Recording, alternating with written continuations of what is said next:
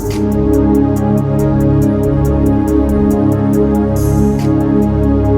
ప్రభువును మన రక్షకుడు అయిన యేసుక్రీస్తు నామమున అందరికీ వందనాలు. దేవునికి స్తోత్రాలు. అద్భుతములు చేయు దేవుడు, ఆసక్తితో మనల్ని ఆశీర్వదించే దేవుడు, మనల్ని ప్రేమించి మన బ్రతుకుల్లోకి ఇచ్చిన ఈ నూతన దినాన్ని బట్టి సమస్త మహిమ ఘనత ప్రభావములు యేసయ్యకు మాత్రమే చెల్లునుగాక.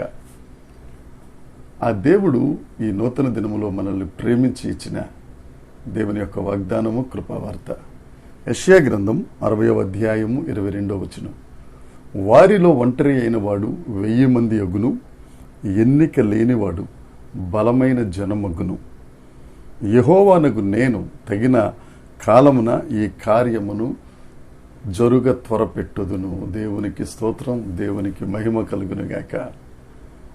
ప్రభునందు అత్యంత ప్రియమైన దేవుని జనాంగమా, మన దేవుడు ఒంటరి అయిన వారిని 1000 మందిగా, ఎన్నిక లేని వారిని బలమైన జనముగా చేసే గొప్ప దేవుడు.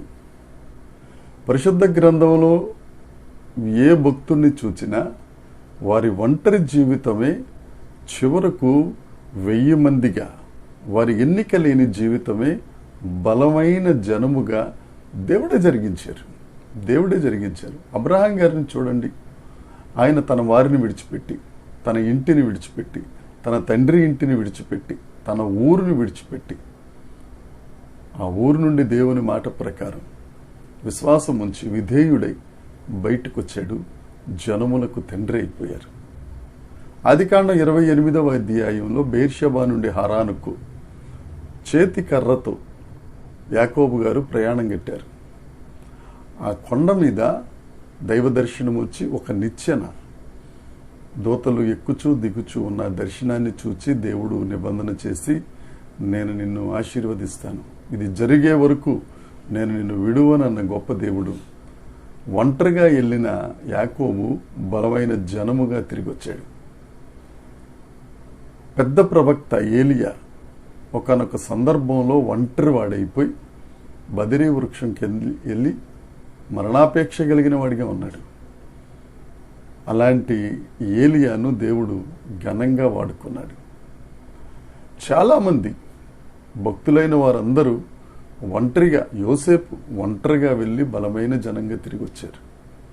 అదే దేవుడు ఒంటరి అయిపోయాను అని అనుకుంటున్నావా? దేవుడు నీతోనే మాట్లాడుతున్నాడు, నిన్ను బలమైన జనంగా చేస్తాడు. ఎవరైనా మనం ప్రేమించిన వారు, తండ్రి కానీ తల్లి కానీ ఇంకో కుటుంబస్తులు ఎవరైనా మనల్ని విడిచి ప్రభువునందు నిద్రించినప్పుడు ఒక రకమైన ఒత్తిడి, ఒక రకమైన డిప్రెషన్లోనికి వెళ్తాం.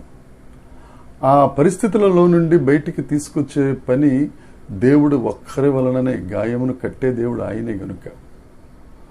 నువ్వు ఆ పరిస్థితులలో ఒంటరి అయిపోతే నేను 1000 మందిగా చేసే దేవుడు ఆయన మన పక్షాన ఉన్నారు.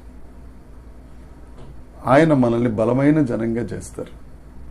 ఎలా అండి అనంటే, నీ ఒంటరితనంలో, నీ బలహీన సమయములలో నువ్వు దేవుణ్ణి ఆశ్రయించినట్లయితే, దేవుని దగ్గరకు వచ్చినట్లయితే, నీ పరిస్థితిని దేవుని దగ్గర విన్నవించుకున్నట్లయితే, యెహోవానగు నేను తగిన సమయమందు నేను నిన్ను ఆశీర్వదిస్తానని దేవుడు వాగ్దానం చేశారు. ఆయన నిన్ను ఆశీర్వదిస్తారు. నువ్వు ఆశీర్వాదమునకు ఆ కారణంగా, ఆశీర్వాదానికి పొందుకోవటానికి అర్హత కలిగిన వాడిగా దేవుడు నిన్ను సృష్టించారు. నువ్వు ఒంటరి అయిపోయావని బాధపడవలసిన అవసరం లేదు. జనాలందరూ నన్ను విడిచి వెళ్ళిపోతున్నారండి, నేను వారికి ఎంత మంచి చేసినా నా దగ్గర నుంచి లబ్ధి పొందుకుని నన్ను విడిచిపోతున్నారు, నేను ఒక్కడిని అయిపోతున్నాను. ఒంటరి అయినప్పుడల్లా నేను చాలా నిరాశకు గురైపోతున్నాను. మరిలో ఎవరో ఒకరు వస్తారు, నన్ను వినియోగించుకుని విడిచిపెట్టి వెళ్ళిపోతారని అనుకుంటున్నావా? కానీ దేవుడు అలాంటి వాడు కాదు.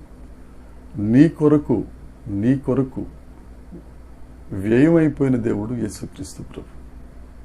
వాళ్ళందరూ నీ ప్రాణం తీసి వెళ్ళిపోయారేమో, నీ కొరకు ప్రాణం పెట్టిన దేవుడు యేసుక్రీస్తు ప్రభు. ఆ దేవుడు అంటున్నారు, మీలో ఒంటరి అయిన వాడు 1000 మందిగా, ఎన్నిక లేనివాడు బలమైన జనముగా నేను చేస్తాను, అది తగిన కాలం ముందు ఆ కార్యాన్ని నేను నెరవేరుస్తాను అంటున్నాడు ఆయన. ఆ దేవుని మీద ఆధారపడదాం. ఆ తగిన సమయం కొరకు దేవుని దగ్గర కనిపెట్టుకుందాం. మాట ఇచ్చిన దేవుడు దాటిపోయే దేవుడు కాదు. తప్పక నిన్ను ఆశీర్వదించి ఎందరైతే నిన్ను ఒంటరిని చేసి వెళ్ళిపోయారో వారందరి ఎదుట నీ తలపైకెత్తువాడిగా, నీ చేతిని పైనున్న చేయిగా చేస్తాడు ఆయన. ఆయన జ్ఞానులు సిగ్గుపరచడానికి జ్ఞానహీనులైన వారిని, ఎన్నిక కలిగిన వారిని సిగ్గుపరచడానికి ఎన్నిక లేని వారిని ఏర్పాటు చేసుకుని గొప్ప కార్యాలు చేసే గొప్ప దేవుడు ఆయన. ఆ దేవుడిని నమ్ముకుందాం. ఈ వాగ్దానం నీ కోసమే. ఈ వాగ్దానాన్ని స్వతంత్రించుకో. ఈ దినమంతా ఈ వాగ్దానాన్ని వల్లివేయించు. ఈ వాగ్దానం నాది అని ఆమేనను. తప్పక దేవుని దీవెనలు నీ మీద మెండుగా కృమరించబడును గాక. దేవుడి మాటలను మనందరి వినికిడిలో దీవించి ఆశీర్వదించును గాక. ప్రార్థన. పరలోకమందున్న మా తండ్రి, పరిశుద్ధుడా, గొప్ప దేవుడా, మీకు స్తోత్రం నాయనా. జీవాధిపతి, నీకు వందనాలు. ఒంటరి అయిన వారిని 1000 మందిగా, ఎన్నిక లేని వారిని బలమైన జనముగా మీరు చేస్తున్నందుకే నీకు స్తోత్రం. మా గొప్పతనం కొరకు కాదు తండ్రి, నీ నామ మహిమార్థమై సమస్తమును మీరు జరిగించుచున్నందుకు సమస్త మహిమ, ఘనత, ప్రభావములు మీకే ఆరోపిస్తూ యేసుక్రీస్తు నామమున ప్రార్థించి అడిగి వేడుకొనుచున్నాం తండ్రి. ఆమేన్. దేవుని కృప మనందరికీ తోడై ఉండును గాక. ఆమేన్.